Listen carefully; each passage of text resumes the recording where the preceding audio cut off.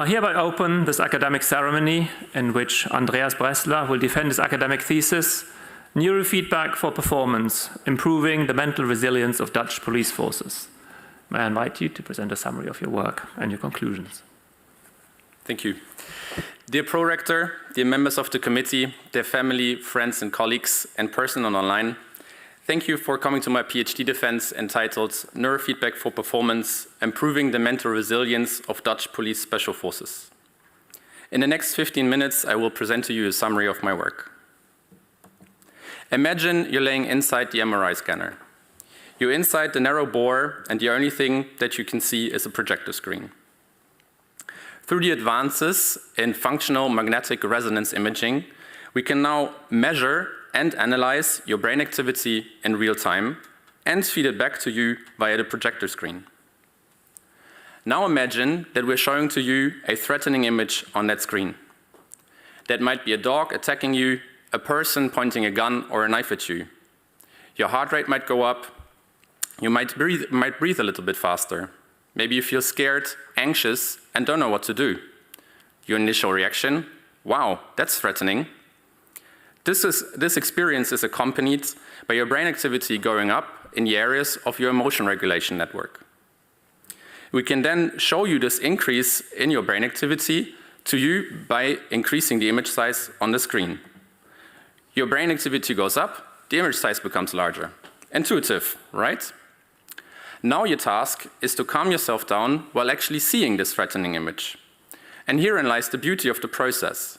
We don't tell you how to do this exactly, but we can show you whether what you're doing actually works. So you're somewhat successful at calming yourself down. Maybe you're focusing on your breathing or running through how to handle the situation in your head. Your brain activity goes down, so the image size decreases. You continue what you're doing, you calm yourself down further, your brain activity decreases further, and so the image becomes also smaller. And because you've been doing this for quite a while now, you really become expert at calming yourself down while seeing these threatening images. Congratulations. You found your own best working individual self-regulation strategy in the presence of these threatening stimuli. This process that we just went through together is what we call neurofeedback. This is exactly what we did with recruits of the Dutch Police Special Forces, the Dienst Speciale Interventies. They are deployed in the most extreme situations, such as counterterrorism, hostage situations, arrest of armed and dangerous criminals, or incidents like the Utrecht tram attack in 2019. They have to stay calm, focused, and level-headed in unclear and potentially life and death situations for themselves and others. Policemen and soldiers who want to join have yet again to undergo vigorous training. The police special forces are then also always looking for providing the best training and how they can improve on their existing trainings. So they were asking themselves, can't we just look inside the brain of our guys and use that to train them to deliberately adjust their emotional state in these extreme processes, something that we call emotion regulation? And can't we also then look inside their brain and train them to stay focused better over prolonged periods of time? With these questions, they came to us as researchers at the university. And we could say, yes, we can do this with neurofeedback. But so far, we've only done this in patient groups and healthy participants, never before in such a high-performance group. So we have to do this the scientific way and formulated a research question. Firstly, we were asking ourselves, is such a training even feasible in this high-performance group? So is it even possible to train these guys who have so much experience in these extreme situations? And if the training is possible, then of course it is also important to continue training and for us to show whether or not this is beneficial.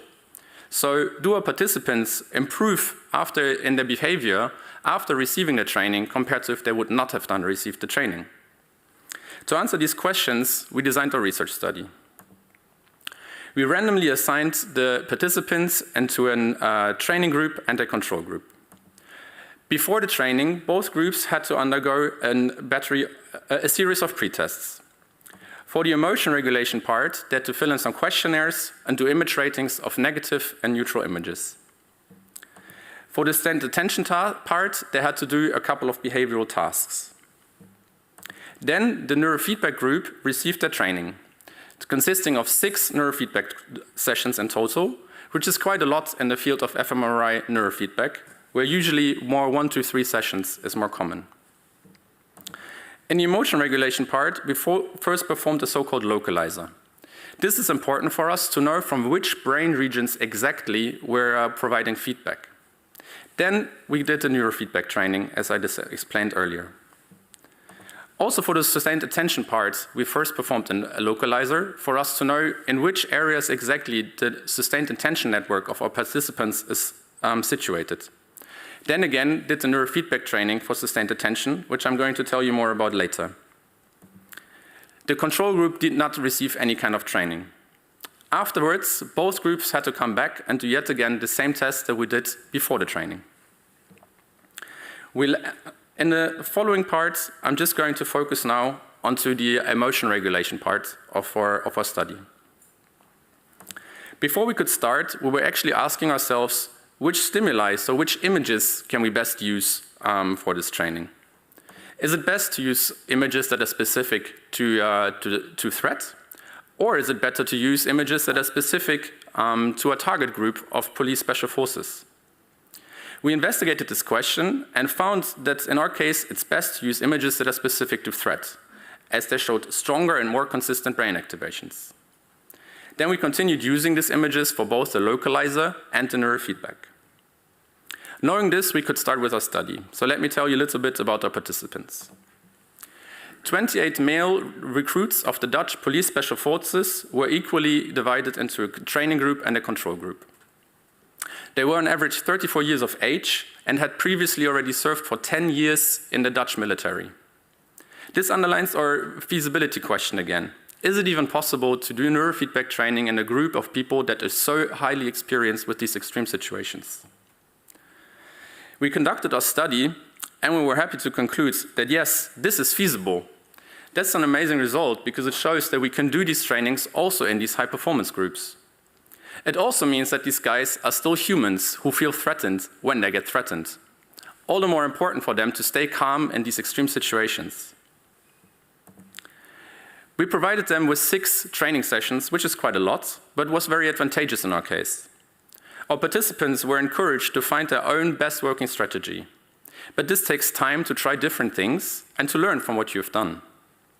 This also led to the finding that in the last 2 training sessions, the recruits were able to regulate their brain activity below their pre-stimulus baseline while viewing these negative images, these threatening images. This was a somewhat surprising result for us and underlines the importance of many training sessions. Regarding the regulation strategies, most of the recruits focus on their breathing. This is also something that we as normal people can learn from these guys. Unfortunately, we were not able to demonstrate the benefits on the behavioral tasks. This means that we could not find any differences between our training group and the control group. This is most likely due to the fact that already in the pre-testing phase, both groups scored the highest possible points on all of the metrics that we used to assess them, which means that the training group had no further possibility to improve on their scores. When we put our work into the context of the literature, our paradigm also has a potential for PTSD prevention, post-traumatic stress disorder. This is important because about 10 to 35% of all police officers may develop PTSD symptoms throughout their career. The mechanisms and brain areas that we targeted are implied as mechanisms for PTSD prevention. I would like to stress that this is not a measured outcome of our study, as we did not track any kind of PTSD symptoms in our participants. However, this is an important direction for future research. With this covered, we're now going to focus on the sustained attention part of our research. First, we conducted a localizer study because we wanted to know how best we can identify the sustained attention network in our participants. I will not go further into the details of this. We then used this task in our main study to identify the sustained attention network in all of our participants to provide neurofeedback from. During the neurofeedback for sustained attention, we showed our participants these composite images of faces and scenes. The faces could either be male or female, and the scenes could either be indoor or outdoor. The participants were instructed to either focus on the scenes or on the faces for a prolonged period of time. We firstly showed them the images in this 50-50 image composition. We did this to train our computer algorithm, and not our participants, on what the brain activity of the participants looks like when they focus on either the scenes or on the faces. Once the computer algorithm was trained, we could continue with the actual neurofeedback. Herein, we followed the same logic as in the beginning of the presentation. In this case, the participant was instructed to focus on the scenes aspect of the images. When they were focusing well, we would make the target category, in this case the scenes, easier for them to see. That would also mean that if the target category became less visible again, that they were starting to drift off, start getting distracted, and would have to start focusing more again on the target category. Unfortunately, our analysis showed that the neurofeedback training for us didn't work. The performance of our computer algorithm was quite unstable, and if anything, the participants became worse over time rather than better. So we were asking ourselves, why didn't this work? We conducted a thorough technical analysis and concluded that the task was still the right way to go. But in our specific case, the computation of the neurofeedback couldn't work because the computation was flawed. The underlying technical details of how the training data is collected influences the workings of the algorithm.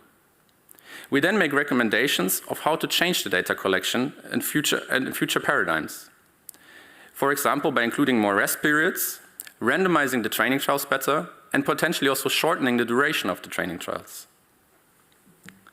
We were also wondering whether it's really the best approach to focus directly on the sustained attention network, or whether other brain areas might actually be more informative.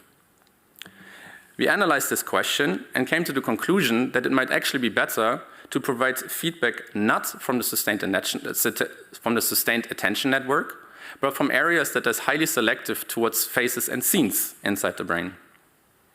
These areas are also modulated by the attentional state changes in the brain. This, however, would mean that the feedback could not be provided through the change in image composition anymore, but that the images would have to stay stable at the 50-50 composition.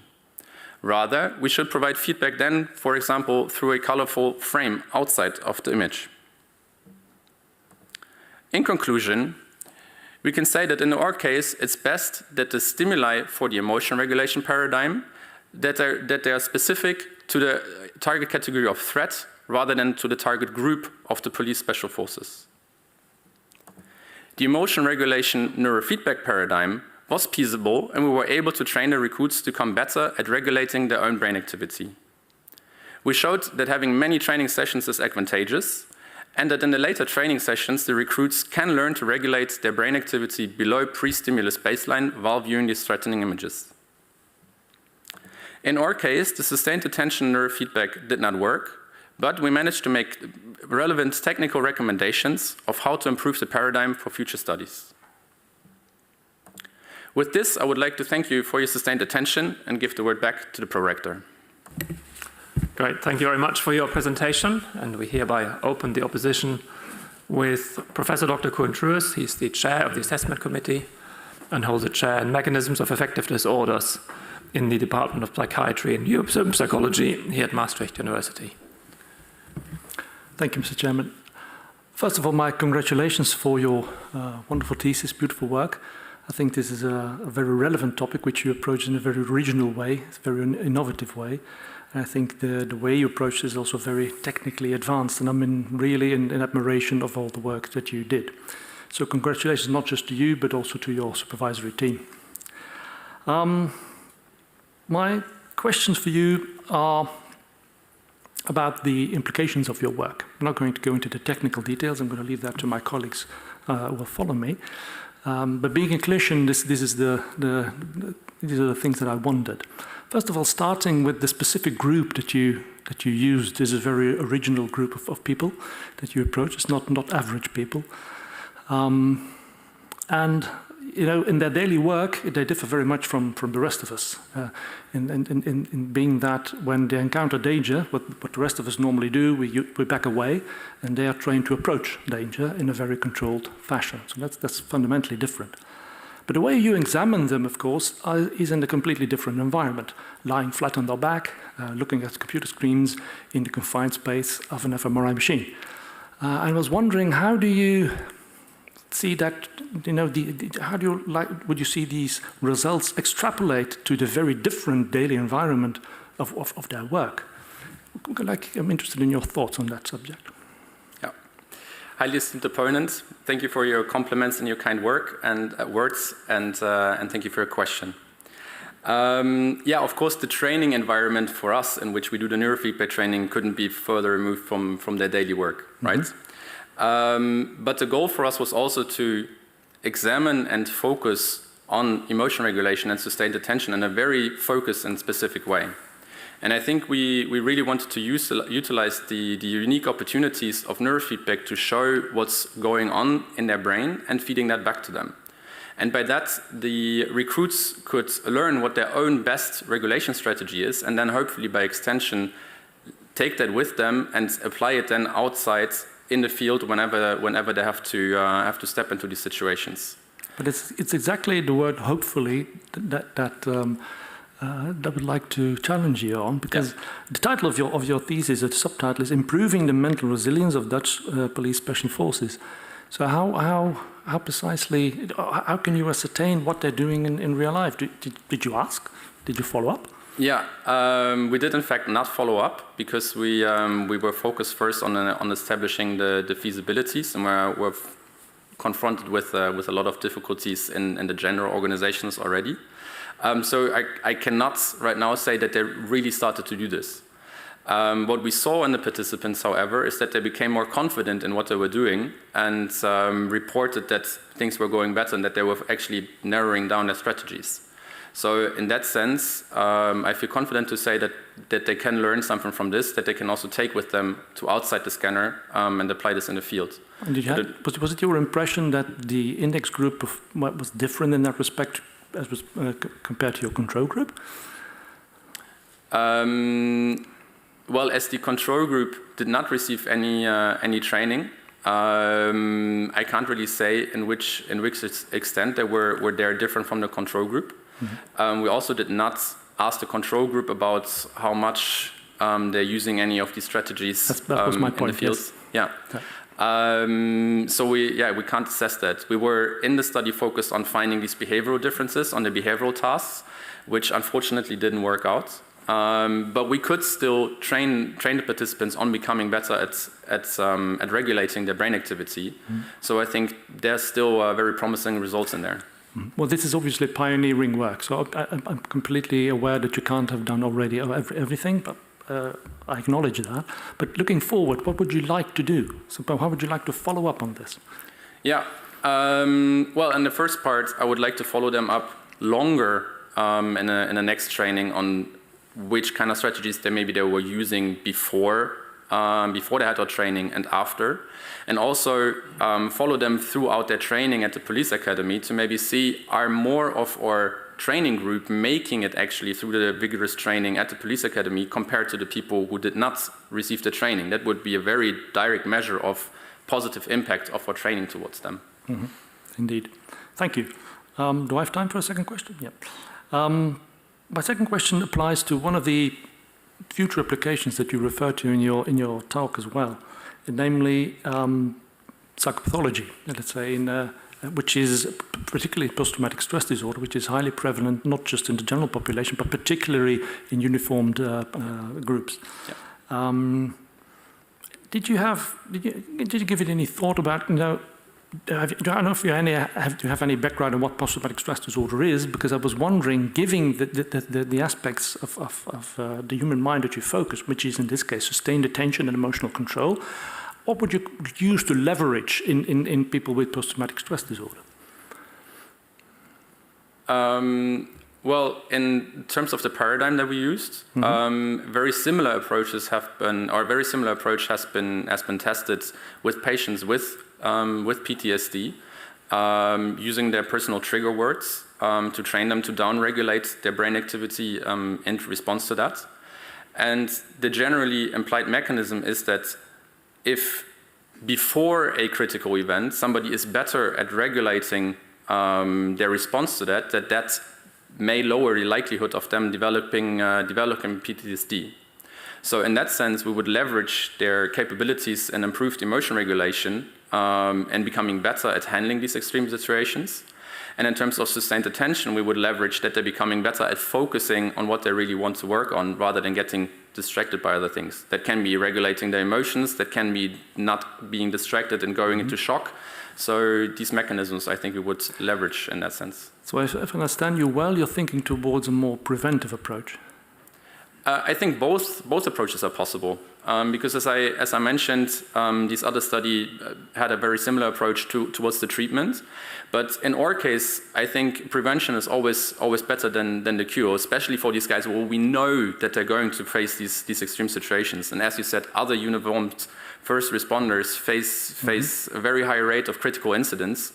So yeah, I'm very much for prevention in this case. Yes, and you have the unique situation that you have a group now in which prevention is actually possible, which in the general population is very hard to do. But you know, if you can affect training, and these people will be then sent out, the same applies to the military and other uniformed professions, that you can actually assess them before and after, which me as a clinician usually cannot.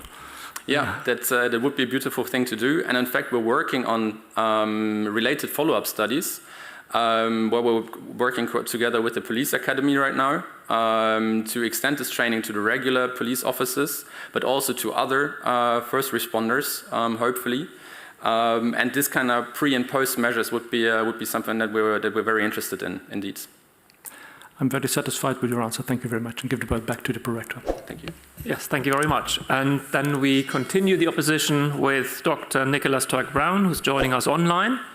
He's likewise a member of the assessment committee, and Professor Turk-Brown is professor at the Institute of Psychology at Yale University and also an expert in neurofeedback. The floor is yours.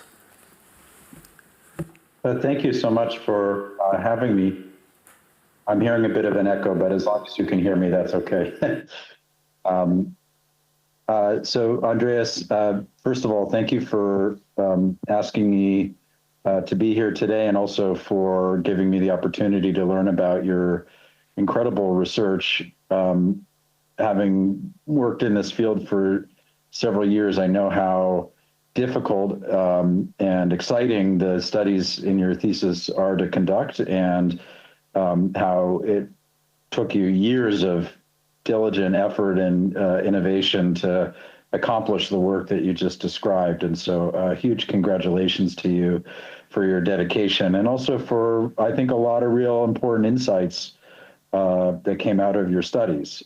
So I wanted to start with that because this is really cutting edge, exciting research that I think will have a long-term impact on the field by helping to understand the best ways to go about doing neurofeedback research, and also to extend the benefits of neurofeedback training to other interesting domains, occupations, and applied populations. So thank you and congratulations first. I only have 9 minutes and I've already wasted one of them. So I will just start with a general question, which is, given all of that effort and innovation over the years, could you summarize for me sort of key takeaways that you've learned about the best way to design and conduct neurofeedback studies? And I'm asking this not to evaluate you, but rather I'm earnestly curious about what we can learn from your research about how to do better neurofeedback studies in the future. Highly esteemed opponent, thank you for your compliments and your kind words, and thank you for your question. As you know, the designing neurofeedback studies is always a very intricate matter because so many factors come into play, especially in fMRI, when the technicalities are also just enormous. So I think it's very important to always think about the studies also from the participant perspective, and especially in this kind of trainings to think from the participant perspective. So we were facing the unique challenge that we were, on the one hand, providing a training for which we were hoping that this training would really be successful. And on the other hand, we're trying to evaluate this in a scientific manner. As I said earlier, for the emotion regulation part, it was really important for us to evaluate which stimuli are best to specifically use, which at that time was a really difficult question for us, because on one hand we wanted to target a very specific affective state, and on the other hand we had a very specific target group. So that was important for us to think about this specificity. As I also pointed out, I think that generally more training sessions are actually quite beneficial, especially in the case where participants are free to use their own strategies. And I think that is also an important part to realize, that when we put participants in the situation where we say, figure out for yourself what works best, but under time pressure of just having 1, 2, or 3 sessions available maybe, that may hamper their success and what they can reach, and we saw these surprising results in emotion regulation. When I think about the sustained attention paradigm, we were faced with a lot of technical challenges, where for me the lesson really was what I tried to formulate is that that it's so difficult in fMRI to design novel and elegant designs that clearly convey to the participants what they are doing, which I think the task is doing in a great way. You can't train sustained attention in a more intuitive way. But we were then confronted with all of these technical difficulties, especially when working with machine learning algorithms. So that this just adds yet another layer of complexity into working in fMRI with participants, with their own perspective, with all mechanisms of learning, and then putting on top even more on top the requirements for machine learning. And thinking that stuff is just incredibly challenging and can only work when scientists work together and stack their experiences on top of each other. Great, thank you. Sort of a related question is, I believe that the 2 neurofeedback studies were run in the same participants and possibly even in the same sessions. And, that's a practical reality, but it's also, I think, a really exciting approach that I haven't seen much before, which is to try to train multiple aspects of cognition in the same individuals. Have you thought about this not so much as, running 2 separate studies in the same people, but rather that there may be a future in more holistic training of individuals across multiple domains, and might that be a really effective way to think about cognitive training? For example, in studies of perceptual learning, there's evidence that variability in the stimuli and in the tasks that you do lead to more generalized perceptual benefits. And I'm wondering if you've thought about this approach of sort of multi-training individuals as a future direction for neurofeedback research. Yeah, this is exactly what we're trying to do here, right? We're trying to provide the recruits and the whole police special forces in general with a holistic training on how to stay on task and calm and well regulated in these extreme situations. And cognition is not just one thing, right? These situations that the recruits and that the operators face consist not just of one thing. It's not just one task that they have to focus on. It's the emotional extremity that they have to face. It's the unpredictable duration that they're finding themselves in.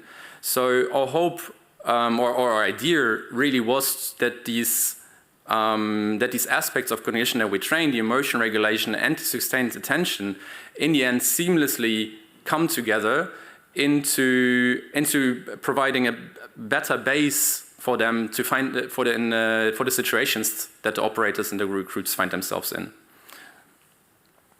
Okay, great. And, I think there's sort of two ways you could do that. One is through multiple distinct tasks, but I'm wondering if you've also thought about the possibility of combining these two aspects. There's research in the attention literature on, for example, attentional capture by emotionally salient things. There's research in depression and PTSD on negative attentional biases and so on. So could you say something a little bit about maybe the benefits of really targeted training of specific processes like sustained attention, like emotion regulation, versus a more complex task that would embed these multiple functions? And have you thought about, such an extension? I think this would be a very, very interesting comparison of doing such a combined training in the sense. The advantage that we saw in splitting this into two different domains is that we can provide very specific feedback for one and then for the other, which I think makes it easier for the participant to understand what is happening and what they're really receiving the feedback on. If we combine this in the sense that you just described, there's always the risk of making the training overly complicated for the participant, because from the training and researcher perspective, you might want a little bit too much. I think that the strength of neurofeedback is the simplicity that is possible with showing the direct feedback and letting the participants interact with that directly. But we have to be really careful of, again, thinking from the participant perspective of not making these things too complicated. So I don't have a good idea right now of how to provide this combined training approach that you're proposing, which I think is an amazing idea. But these are the advantages that we sought after in splitting this into two domains. Great. For the chair, am I at my time? Yeah, you have another 2 minutes or so if you wish. Oh, good. Okay. So I guess I was curious, and this is a slightly more detailed question, but I think it's relevant to this discussion. In your studies, and I'm sure it's in the thesis and I just don't remember it, was there an effect of the order in which they did these tasks, or did they always do it in the same order? Do you think that will matter? Does, sustaining attention, is that a precursor for regulating emotion or vice versa? What did you find and how do you think about their interaction? Yeah, so to answer the first part of, yes, they always did the training in the same order. So we always provided the emotion regulation training first and then the sustained attention training. We did not counterbalance this in our design. The reasoning being that we thought the sustained attention to be way more demanding than the emotion regulation training, which is why we decided to always have a stable loads basically on our participants with the two of the tasks that we did. But this was a difficult decision because science otherwise would compel us to counterbalance these kind of orders. To go towards the second, and that might also influence of our study. We have to be honest about that because fatigue just increases and over time, especially inside the MRI scanner. To the second part, in a sense, I think sustained attention might be a precursor to emotion regulation, because also for that I have to be able to focus on myself and onto my emotions. And in that sense, attention leads everything, right? We're always talking about attention as the spotlight that highlights what we're doing. So if I'm not able to keep my attention on one thing, then I'm just bouncing around, just being distracted to the most salient thing in my environment. So in that sense, I think sustained attention can be very well considered as a precursor to emotion regulation, yeah. Great. Okay, I'm more than satisfied. Thank you, Andreas. Thank you for your questions to Yale. And we continue the opposition with Dr. Bettina Sorger. She was also a member of the assessment committee and is here at Maastricht University, an associate professor, likewise with expertise in neurofeedback. Thanks, Prorektor. Of course, first of all, I would like to congratulate you and your supervision team for this great work. I can only say it should have been an immense work that you did. And what we should also all consider is that it was during COVID-19. I think logistically it was really, really tough. And I just calculated it was almost 80 sessions of MRI. So the FMI, this is really a lot. So you know me, I'm interested in fMRI neurofeedback methodology especially, and I want to dive into some more details of the study, starting with chapter 3 on the emotion regulation, on the RI definition, and especially on the choices that were made here. So RI definition is a crucial part of neurofeedback methodology, and you selected 1 RI per subject per session by contrasting the threatening stimuli versus non-threatening stimuli. So would you agree that this is what you then basically have is the level of experienced emotional threat, which what you get by this comparison, or the neural correlates of that? Esteemed opponent, thank you for your question, for your compliments and your kind words, and thank you for your question. Yeah, RI identification, localization is a very important aspect indeed, and with the way of how we did this, with the threatening images contrasted with neutral, non-threatening images, I think we could say that yes, we find a certain level of perceived threat and response there too. Yeah. Would you also agree that actually when the neurofeedback procedure is successful, this kind of threat will diminish across the period, across the 6 sessions that you did? Wouldn't it be then not much harder to actually target or to identify these regions of interest? Yes, which is, I agree with that, which is also why we try to be flexible about regions of interest that we were identifying. As you said earlier yourself, in every session we ran the localizer again to identify the most responsive brain area from which to provide neurofeedback, which is exactly, you said exactly right why we did this, because we expected them to become better at regulation and for the perceived threats to potentially come lower. We were always identifying the most important RI in every session again. But this necessarily also results in variability across the sessions. What we can also nicely see on page 67, where you have a figure about a shift of, let's say, the composition of regions of interest in your sample across time. We see, for example, in session 1, we have much more, I would say, really core emotional experience areas like amygdala and so on. So the amygdala is from 7, went to 1 subject, SSC. So basically you change the region of interest, but there would be also neurofeedback researchers that would keep the region constant in order to track actually the success of the neurofeedback. Would it maybe even show even better results when you have kept this region constant? Because technically I think it should be possible with some technical abilities that are, so why have you still went for this changing approach? Yeah. Well, I think keeping the area constant is generally technically possible, right? That we identify it once in the first session and then keep on using that same area throughout the following sessions. We opted for re-identification in every session because we always wanted to provide meaningful neurofeedback to the participants. And for that, we were more concerned about finding a brain area that is responsive in that specific session, rather than banking on still having meaningful effects in an area that they had previously learned to regulate pretty well.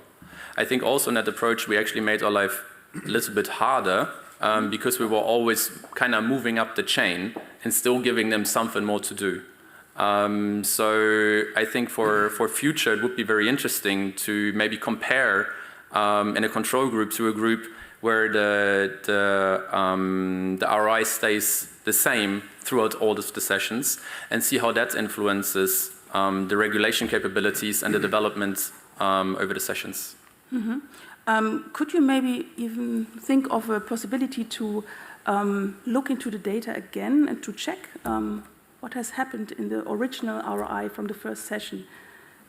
Yeah, that would actually be a really good idea for reanalysis, because in fact we have all of these areas specific to all of our participants, so we could in fact reanalyze our data. Yeah, so that's a good idea for using the data that we already have. Yeah. Okay, thanks. May I ask another question? Would like to come back to the discussions of the previous opponent about having 2 different trainings in one session also.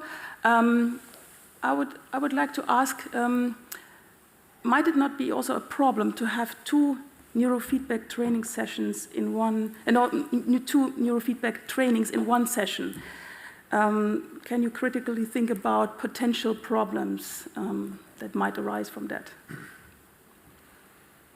Well, generally, I think it's a good thing to do, as we also did so in our studies. But then, if I think about it, maybe that there could, for example, be wrong carryover effects one way or another from one of the feedbacks to the other, or in our specific case where the sustained attention part was not working well, while the emotion regulation was, that might also spill over in frustration to the paradigm that is actually working.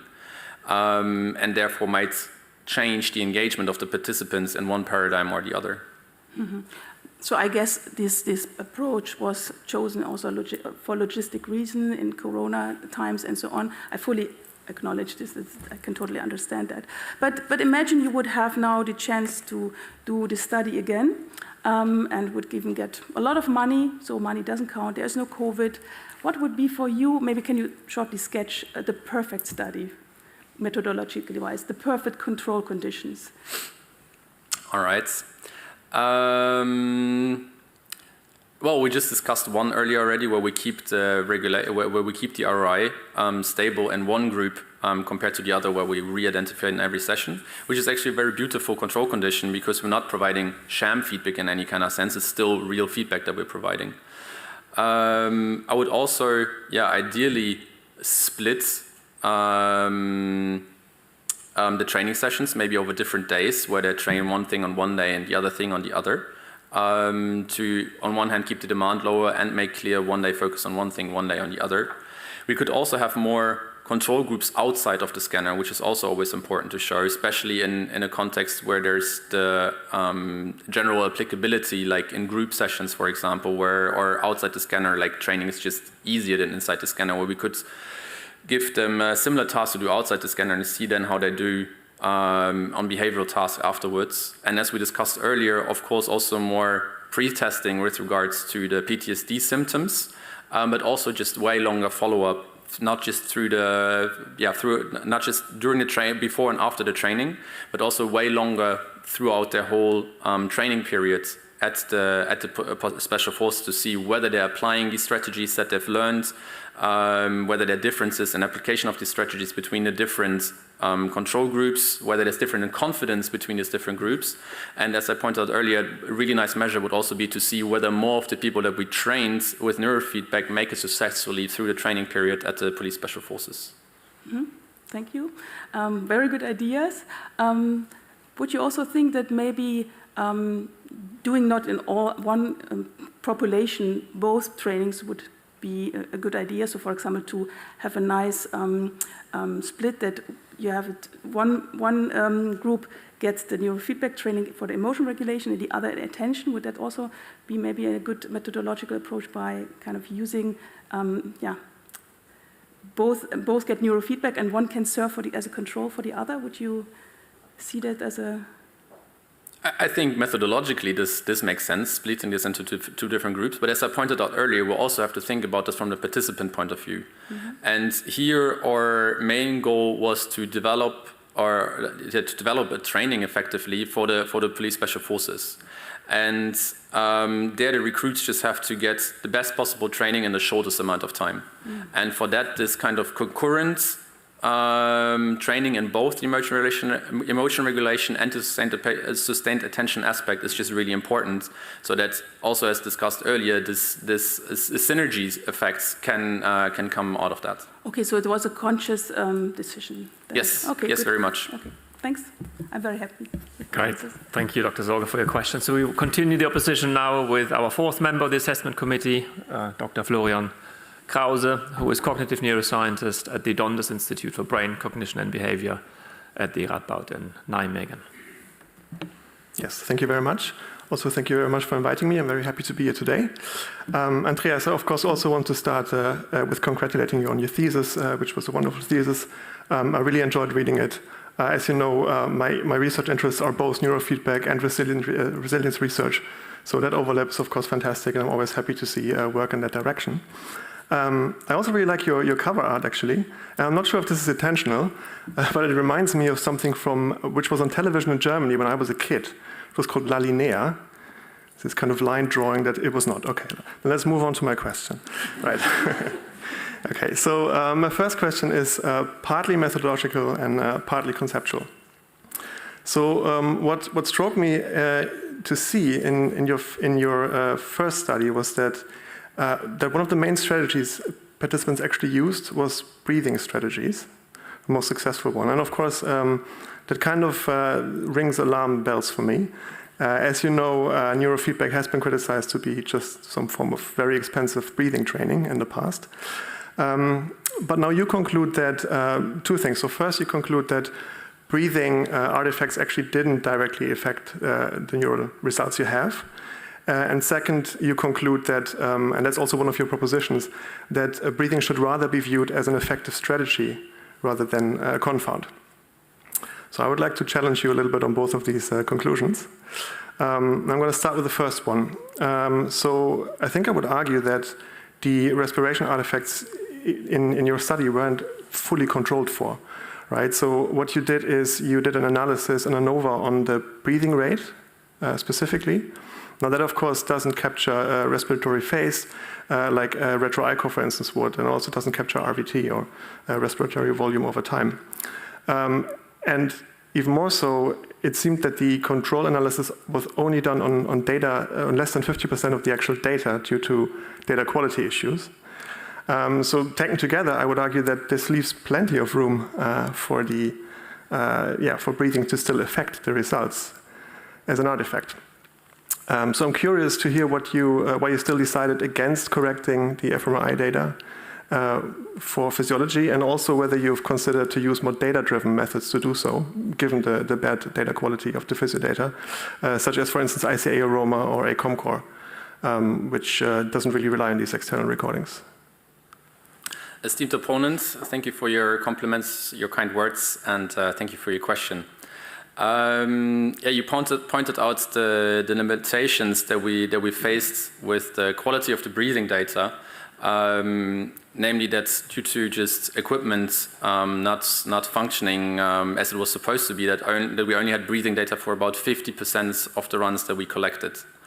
So we were trying to utilize this data that we had, but so we firstly were then analyzing it in the way that you described earlier to check what we can get out of that specific part of the data.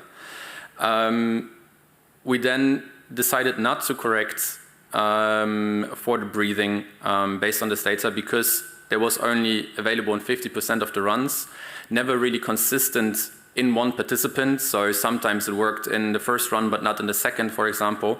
So correcting based on this data would just produce more confounding in the data than we would have removed because the correction would have been so irregular.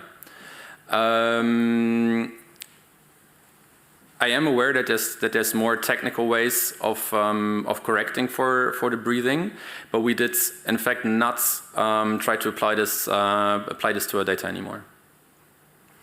Right. What about a split analysis on the 50% that actually does have good data quality for the physio data? Could you not have just do a split analysis on those 50% and compare it with the full group? Yeah.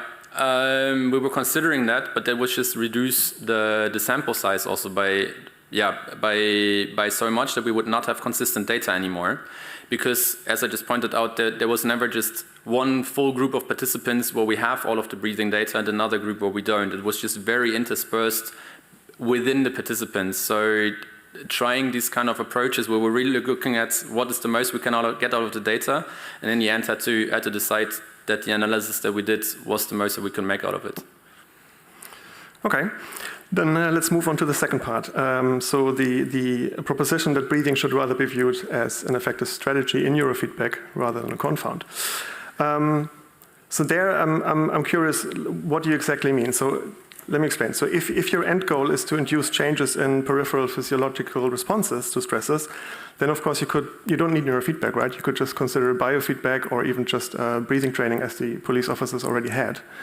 But if you believe that breathing as a strategy induces additional changes to the physiological changes. So for instance, more specific ones in certain brain areas, for instance, via changes in autonomic nervous system responses, then don't you have to actually show that these changes that you're measuring are really related to that and not just to overall changes in cerebral blood flow and cardiovascular coupling? So doesn't it then especially become important to control for? That's what I'm getting at, if you believe that this is actually an effective strategy. Yes, I agree that then it becomes even more important to control for the effects of breathing on the brain data. What I'm really going at here is that, and I think in general it's important to track the effects of breathing in the context of fMRI on the brain activity. What I'm really going at though is that it's generally just viewed as a technical confound in the data rather than something that can effectively do something with a person. And as these recruits are already trained in breathing training and intuitively often opt for following their breathing to stay calm, I think we should not just focus on imagining a positive emotion in our head or a positive situation, or trying to disregard mentally what is on the image, but really acknowledge that focusing on one's breathing is a very effective way of doing emotion regulation. And what is important for me in our data is that we show in the third chapter where we do the time course extractions for the different courses, that these actually match quite nicely the expected effects that we would like to see. So this is not just induced effects that we find due to the breathing in the brain, but we really nicely follow very well explainable event-related time courses. Okay, thank you. Thank you very much. May I, in this context, ask actually one of the paronyms to read out the statement number 9? Because I feel reminded of breathing and meditation here and would like to hear your comments on this. The brain can be studied from the inside through meditation and the mind from the outside through cognitive neuroscience. So in particular, I wonder, meditation and breathing seem to be directly related to me. What role do you think does meditation play in those special people that you have been studying? Yeah, I think meditation and breathing are closely related, but they're not exactly the same thing. In a lot of meditation, we're instructed to do so-called sustained attention meditation, wherein we focus on following our own breathing, but in a natural, unchanged way. So if today my breathing is faster, I follow that. If it's slower, I follow a different rhythm. So this is not the same as breath work, where one does breath holds or certain breathing patterns.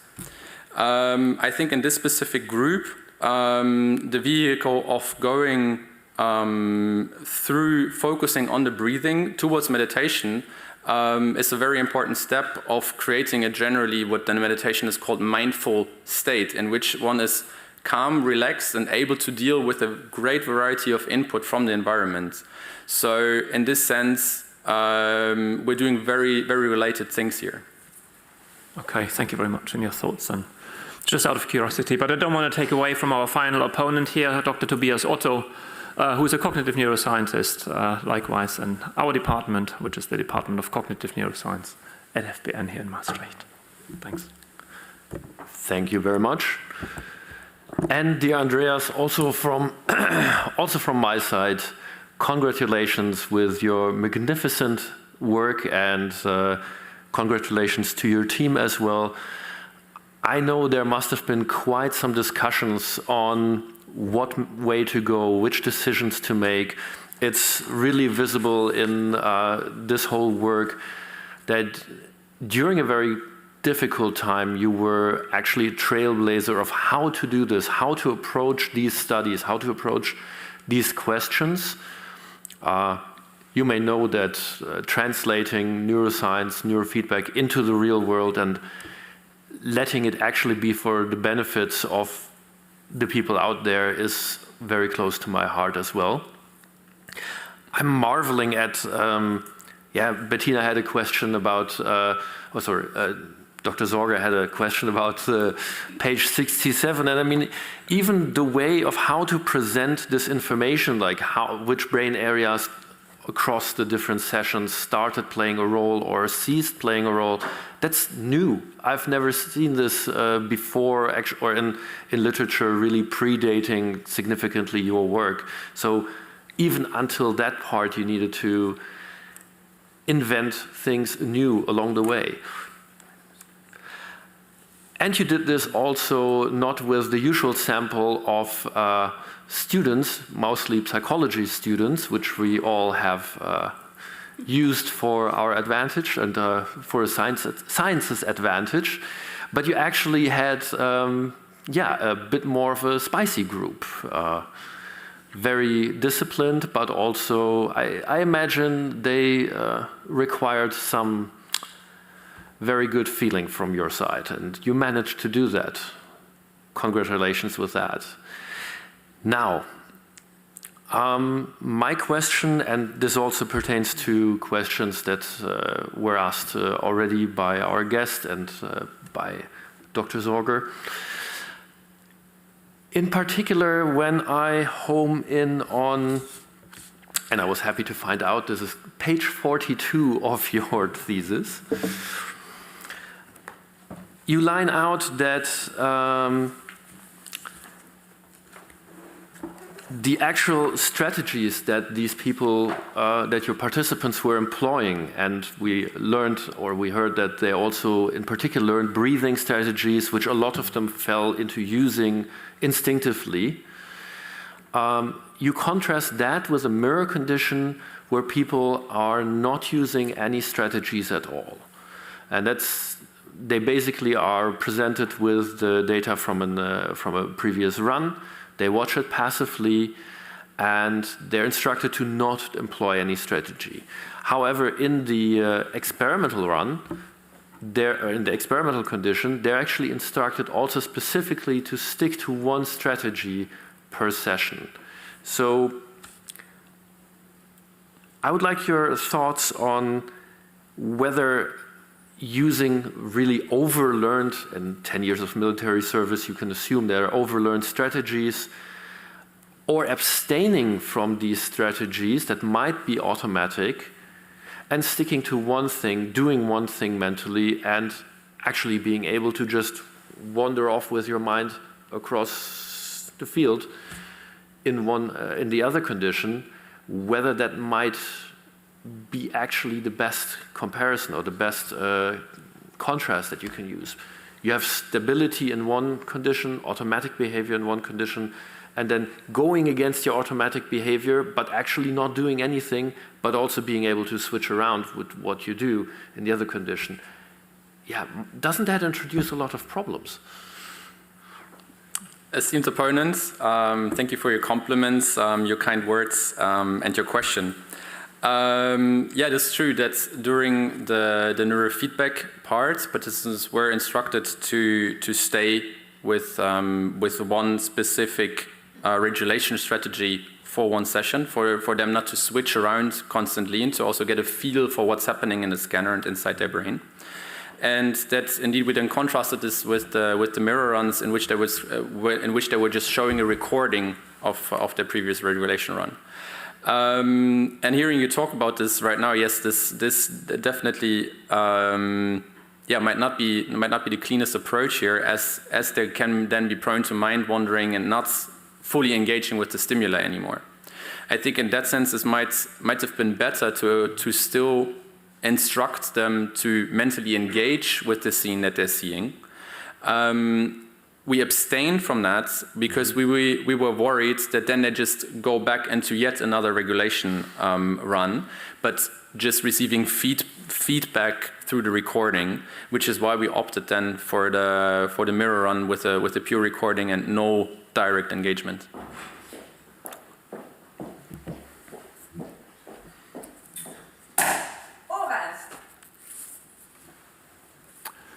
Andreas Bressler, the time appointed for defending your thesis has now passed, and the degree committee here present will now withdraw to discuss the quality of your thesis and your defense, and I request that you and your company shall wait here until we return from our deliberations. Thank you. All right,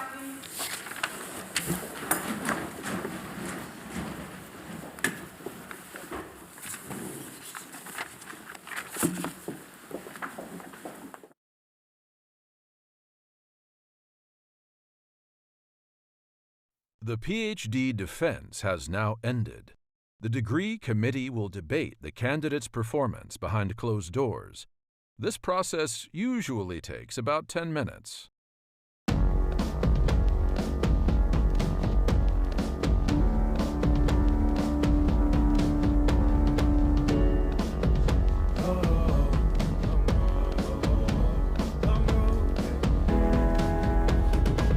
Long road to the south side, 7 miles in my rearview mirror.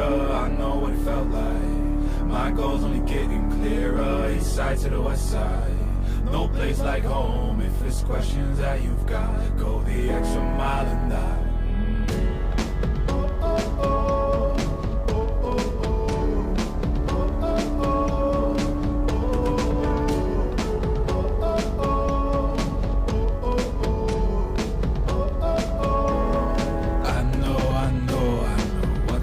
The line, I know you know that I can't read your mind. Years can't fly by now, don't waste all your time. Cause I'll go the extra mile. Long road to the south side, 7 miles in my rearview mirror. I know what it felt like. My goals only getting clearer. East side to the west side, no place like home. If it's questions that you've got, go the extra mile and die. On the dash, got my laces tied. Long road, I don't waste no time. Break rules because fate decides. With the team and we chase the light. I make a move, fall down, shake it off. I hate to lose, bad branch, break it off. No room for negativity, praise and love. Prepare for deep part cause we're taking off. Take the mileage, traveling so far from home. Gathering knowledge, other connections. I put the time in to get everything I ever hoped for. It's a challenge and we all in. It's a better future that we go for. And even though these nights seem long, I know that I am never on my own. Know you've won the battle once you've grown.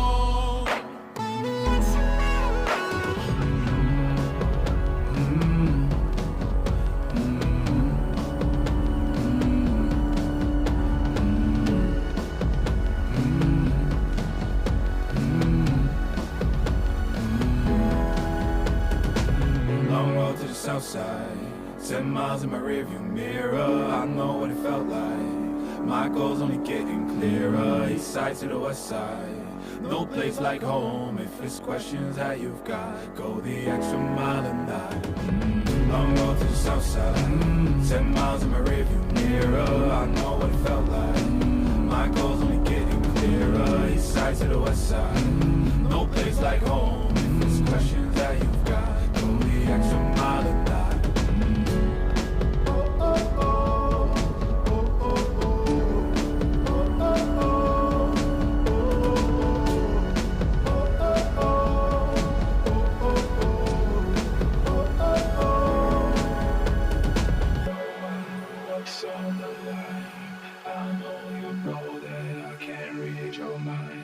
Years can't fly by now, don't waste all your time. Cause I'll go the extra mile.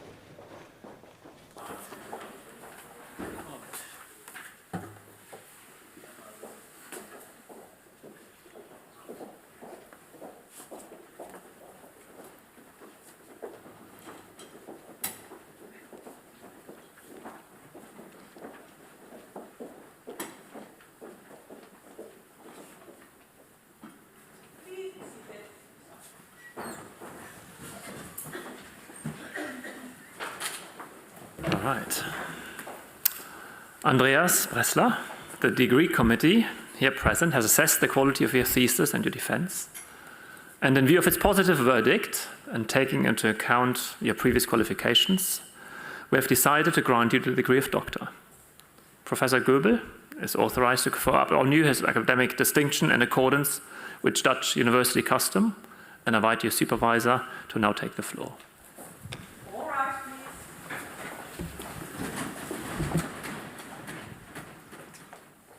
Do you promise to work in accordance with the principles of scientific integrity at all times, to be careful and honest, transparent, independent, and responsible? Yes, I promise. By the authority vested in us by law and in conformity with the decision of the committee here present, I hereby confer upon you, Ruben Andreas Bressler, the degree of doctor, and grant you all rights attached by custom and law. As evidence of this, I now present you with the degree certificate signed by the rector, the secretary, and the other members of the committee, and affixed with the official seal of the university.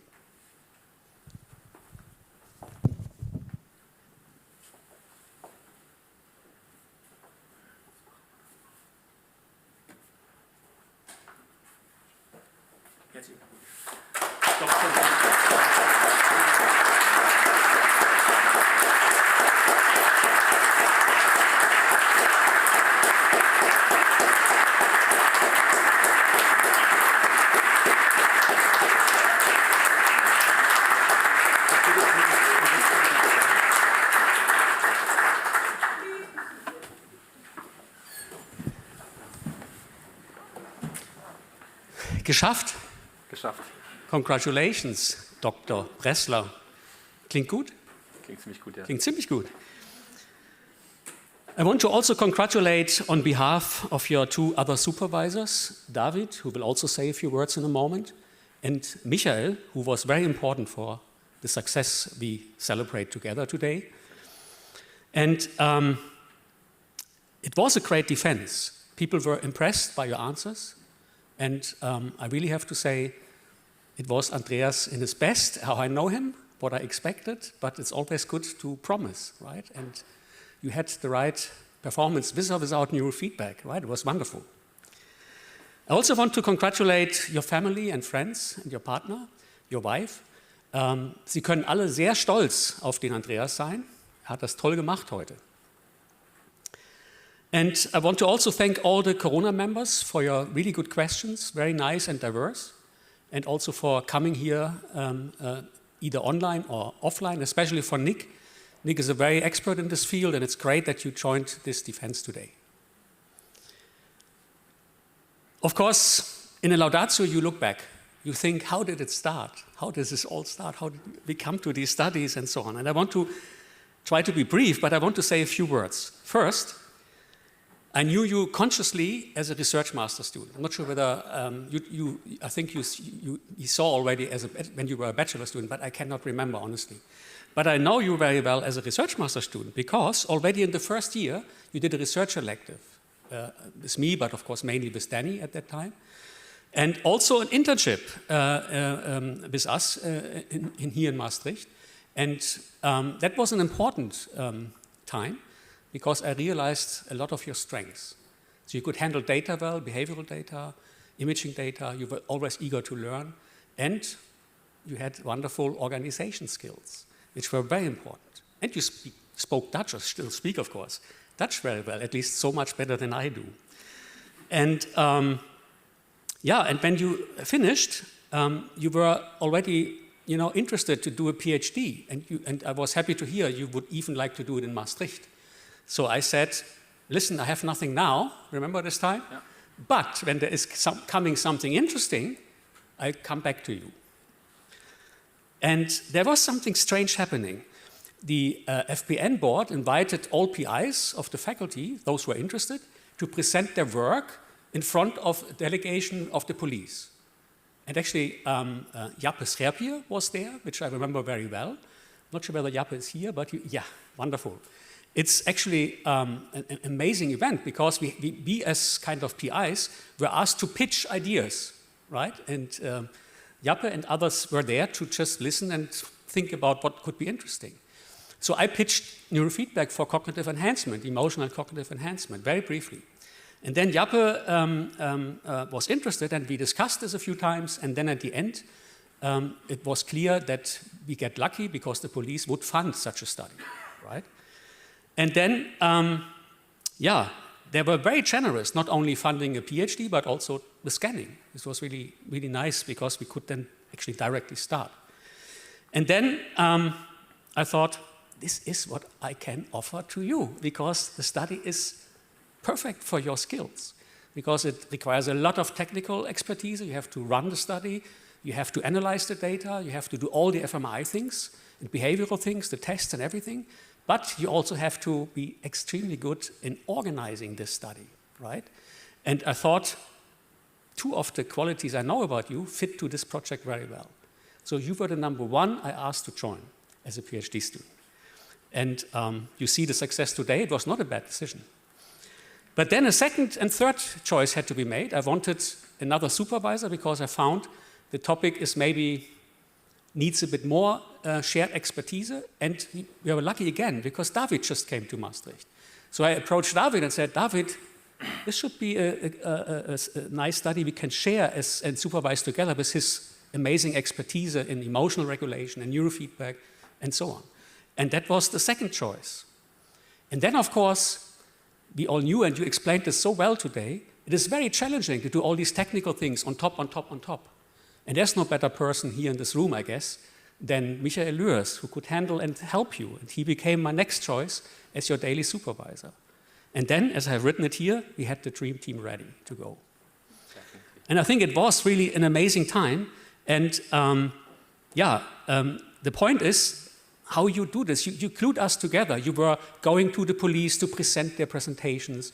You arranged with the police, and later it was also Ralf Thier, who was especially important for your liaison point into the police, to really kind of plan the measurements and organize that. And it's not only COVID, which was, of course, a bummer because we lost almost a year because of that, but it was also the short time frames. We could not say, let's do it tomorrow.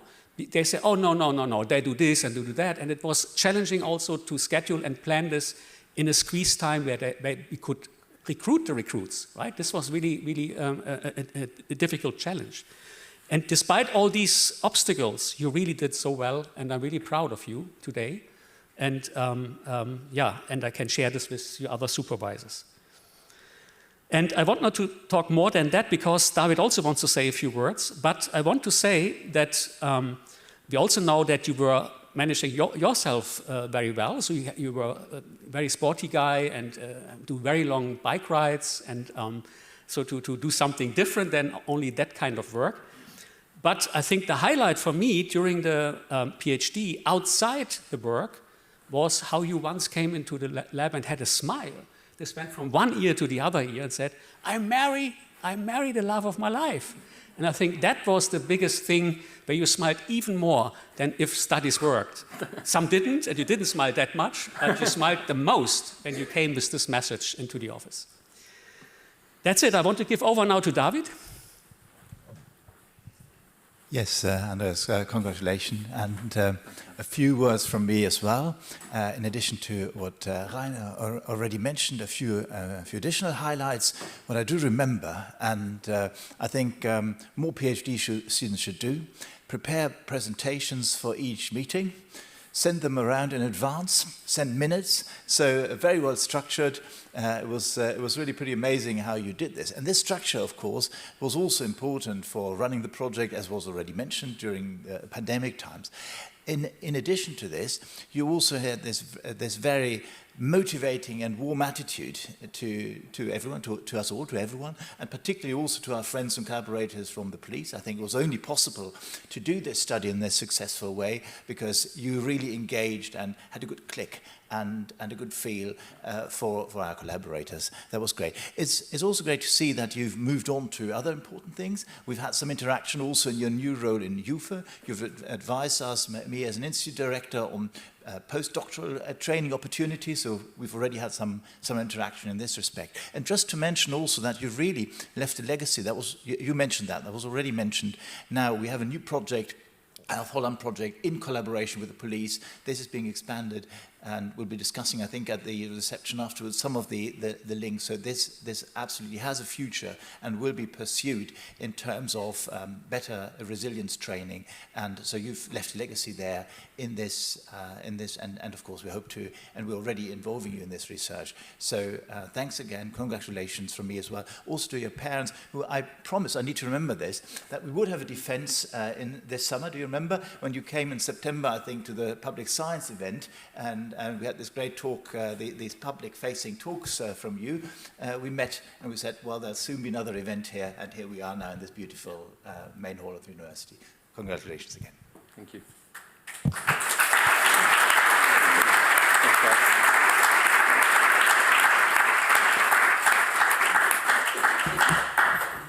Yeah, so with this, we are approaching the end of the ceremony. And dear Dr. Bressler, also on behalf of Maastricht University, and on a personal note also as your mentor along your PhD trajectory, I would like to congratulate you on your degree, and I would include the supervisors, of course, as well as your family and everybody who supported you along the way. A couple of housekeeping notes before I use my hammer. Nick, if you would want to say a few words, this is your opportunity to congratulate the new doctor.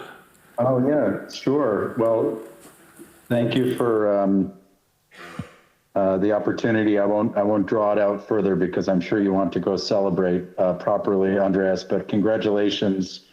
It's a deep honor to see the next generation of researchers taking up the charge of how to do this kind of super exciting, challenging science. And like I said before, I think your work will set the stage for many other future discoveries. And that's the biggest compliment I can give, is that you're going to have a place in the history of this field. And congratulations again. Thank you so much. Great, thanks. If you could just stay online for a couple of minutes, then gives us the opportunity to take a picture with you in the background, as well as the family, if you would also like to stay here in the room for just a moment. So for us to take a picture here, we will also take another picture at the bottom of the stairs in the entrance hall. And surely everyone else here is probably thirsty from the weather and the continued attention to the session now, so you can proceed to the courtyard outside where there will be drinks, and then we should be joining you in a couple of minutes. So with this, I will really close this academic ceremony, and I would like to thank everybody for their attendance, as well as the corona for their questions.